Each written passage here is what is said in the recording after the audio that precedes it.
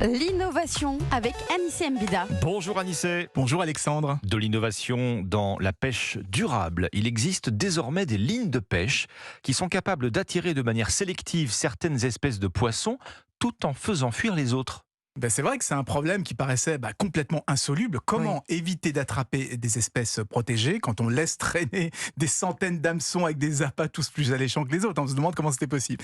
Mais c'est même devenu critique pour certaines espèces. Je pense notamment aux raies ou aux requins. Leur population a chuté de plus de 70% en 50 ans, notamment à cause de ce qu'on appelle la pêche accidentelle. Eh bien, c'est un défi que semble avoir relevé l'équipe du projet Shark Guard. C'est un projet franco-anglais.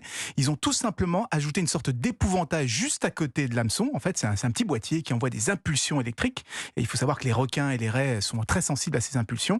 Et du coup, ils les ont codées, ces impulsions, spécialement pour affoler le sixième sens des requins et les pousser à s'éloigner des hameçons. Donc ils ont été testés, ces filets, Anissé, ça fonctionne vraiment ?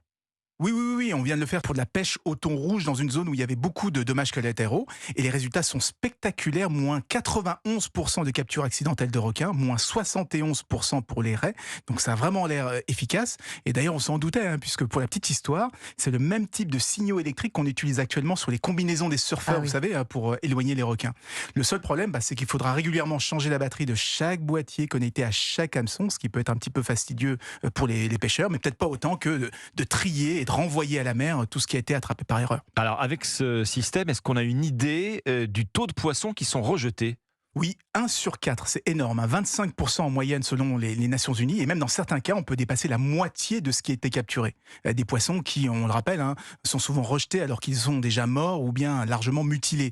Alors jusqu'à présent, la réglementation ne pouvait pas faire grand-chose, à part carrément interdire ce genre de pêche, mais maintenant, ça y est, il commence à y avoir des solutions. On va enfin pouvoir trier directement sous l'eau et avoir une pêche un petit peu plus durable. L'innovation revient dès lundi dans Europa Matin. Merci Anissé. Après le journal de 6h30, dans une dizaine de minutes, destination vacances. Ce matin, on vous emmène dans l'Allier. Tiens, pour des vacances pas comme les autres, avec une foule d'idées, vous verrez, de visites insolites.